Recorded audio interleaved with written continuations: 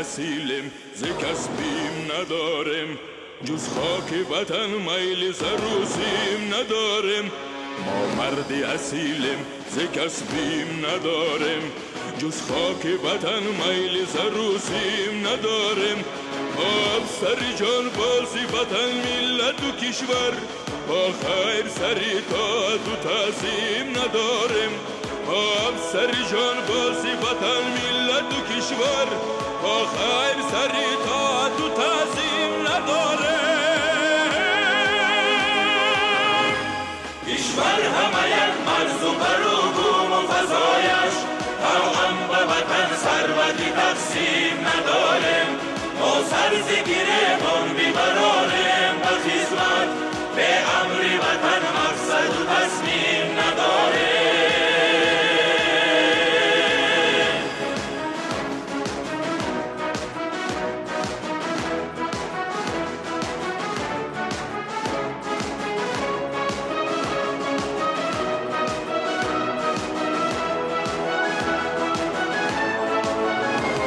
در راهی وطن جان بدهیم از سریم، ما زین بیش دیگر گوهری تقدیم نداریم.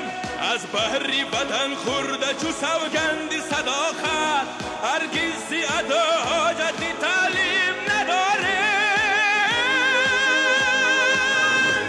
کشور همه یک مرز و بروبوم و فضایش، توأم به وطن ثروتی تقسیم نداریم.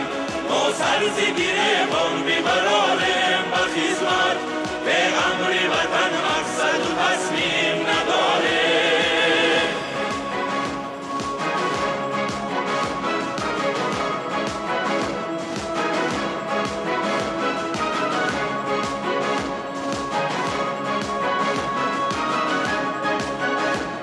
ارتش همه تابع بر رسم و به نظامش، در نظم وطن مشکلی تنظیم نداریم.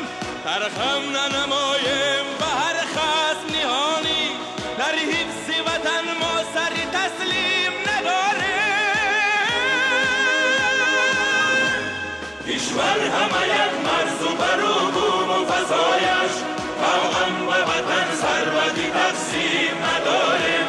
ما سر ز گریبان بی‌قراریم به خدمت، به امر وطن مقصد و تصمیم نداریم. ارتش همه تابع بر رسم و به نظامش، در نظم وطن مشکلی تنظیم نداریم. سرخم ننماییم به هر خصم نهانی، در حفظ وطن ما سری